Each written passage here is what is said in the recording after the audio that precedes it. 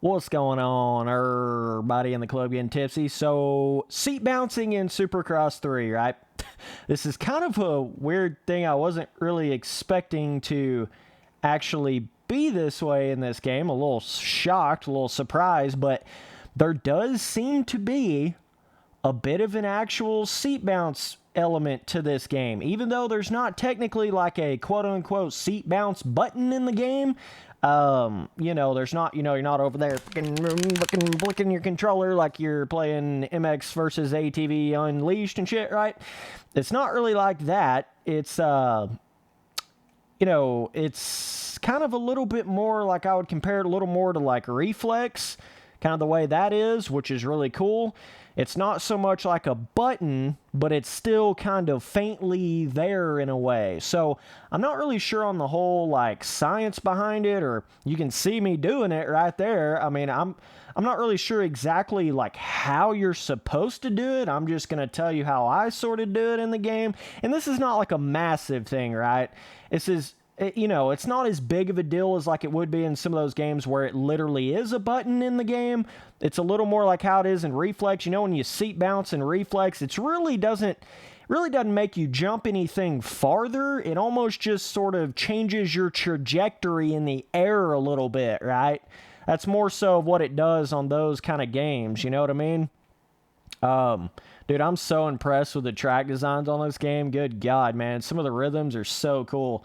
But basically, the way that you do it is kind of like just how you think you would do it. It's pretty much just like a lean forward, lean back, lean forward again real quick right on the jump face. And really, what I've kind of noticed that it does is if you're coming into a jump and you don't have like quite the pop up, you need a little more height up on a jump.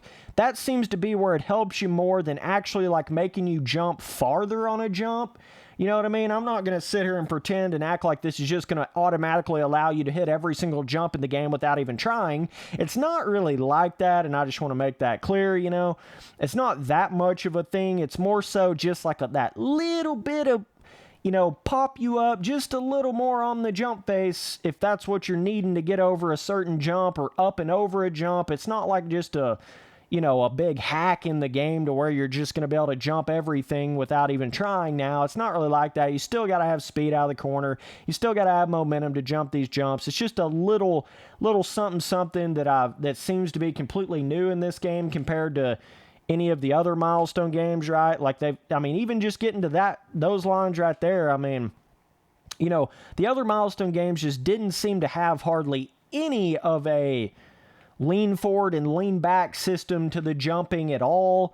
And I'm not saying this game has, quite as much as I might necessarily think it should have. I think it could definitely even have a little more like leaning forward and leaning back in this game, but this game definitely feels way better in that sense than any of those other milestone games, because this game actually feels like sometimes when you're just on the gas wide open and you're leaning back, the dude will actually flip over. Hey, yeah, that's how it's supposed to be, milestone. When you're on a 450 leaning back wide ass open, like, yeah, there's supposed to be times when you flip over, and when you lean forward and lean back, or you do kind of like a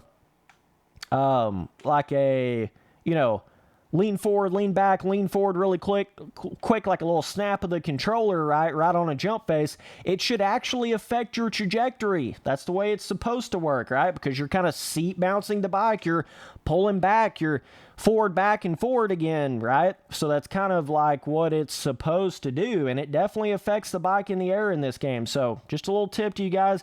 And I don't know, like, if you're supposed to lean forward and forward with just the right thumbstick or just the left thumbstick. I don't really know. I just do it with both of them. That seems to be what seems to be working the best for me. Like I said, I don't know exactly the science behind it, exactly how you're supposed to do it, but that's just how I've been doing it, and it's been working for me. So just basically right up to a jump face, right at the base of the face, you just lean forward, and then lean back as you're going up the jump face, and then lean forward, snap it forward again right at the lip of the jump face. You know what I'm saying? And even there's a lot of occasions you may not even have to lean forward at the beginning. You may be able to just lean back and then lean forward. That seems to work pretty good too. You're just gonna have to get in there and kind of test it, like I said, because it's not a real seat bounce button in the game. Yeah, I guess I am a little more. I don't really lean forward and then lean back and then forward again. I do that more on like MX Sim and stuff, but this game's more like you just sort of lean back and then lean forward really quick on the jump face, and it sort of slings you forward with both of your thumbsticks, right? Just go in there, test this out, do a little lean back, lean forward on some of these jump faces, and you'll see what I'm talking about. But either way, just had to come in here and make a little video on this, just letting you guys know, yes, there is some sort of a, kind of like a seat bounce, or more, you'd almost call it more like a hucking system. That's kind of what it feels more like to me, because it's not really a seat bounce button, but in it, you can see it right there. There's actually like it almost gives you a little boost, you know what I mean? That's kind of like what it does. But if you're at a loss of momentum, you know, if you come up short on something, it's not really going to help you all that much. But there's some interesting little things to the physics of this game when you start getting a little deeper with the leaning. And obviously, you're going to want to have your, you know, that bullshit handicapped assist leaning, all that kind of crap you want off. You want it on the fully advanced, you know, leaning physics in the game. So you'll have to go in there and change that in the settings, because I don't even think this will work if you have this on like the default, you know, default standard physics of the game or whatever. So definitely want to have that on to be able to do this. But really cool to at least see some kind of a hucking, seat bouncing element to the game, whereas that was just completely non-existent in any of those other Milestone games, which is like, that's one of the biggest skill gappy and fun things to a Supercross track, is being able to not only have to get the speed around the corner and carry the momentum, but then also there's like a leaning forward or leaning backward and leaning forward skill over the jump face to get the bike to jump further, right?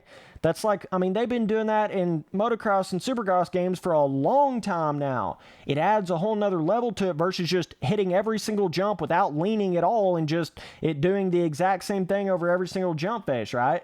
Like, finally with this game, there's a little bit of there's a leaning forward and backwards system, right? Over the jump faces. And like I said, I still think it could be more for the next game, right? More of a leaning forward and leaning back system. But they're definitely getting there with it, you know? And it's weird, like, the more I play this game, just the better and the better it's getting, dude. Like, for real. This shit is so much better than those first two Supercross games. When you actually get into the game and you get into the gameplay and you get into the tracks and the rhythms and the lines and the skill gap and the leaning and the hucking and the cornering and everything like that, the more I play it, I realize how much better this really is than those other Supercross games, man. Them other Supercross games, they were just a big trick. They were just a big graphical, visual trick. And that's all, they were tricking all you guys. That's all they really were.